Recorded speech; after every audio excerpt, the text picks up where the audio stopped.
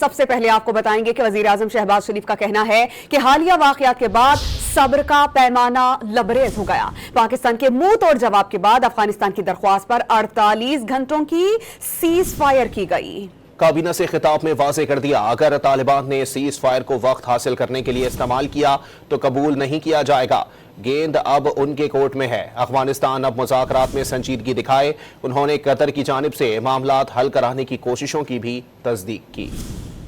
मुकम्मल तौर पर हिंदुस्तान की शय के जिस वक्त ये हमला हो रहा था पाकिस्तान के ऊपर, तो उनके जो वज़ीर ख़ारजा मुत्तकी वो दिल्ली में थे। हमें पर मजबूरन ये जवाब और भरपूर अफवाज पाकिस्तान को जवाब देना पड़ा जो हमने दिया है। उसके बाद उन्होंने कहा कि हम सीज़ फायर चाहते हैं। उन्होंने दरख्वास्त की 48 घंटों में अगर वो जो हमारी जो बिल्कुल जायज़ शराइत हैं उसके ऊपर वो बातचीत करके मामलात को तय करना चाहते हैं तो हम उसके लिए तैयार हैं। बिल्कुल ये पैगाम उनको कल दे दिया गया। अब the ball is in their court. इसमें हमारे जो दोस्त ममालिक हैं, ख़ास तौर पर कतर, वो इस मामले में बड़ी संजीदगी के साथ और बड़ी दिल की गहराई के साथ वो इस मामले को तय कराने के लिए वो काविशें कर रहे हैं। अगर यानी सिर्फ वक्त बाय करने के लिए किया, टाइम बाय करने के लिए किया है तो इसको हम कबूल नहीं करेंगे।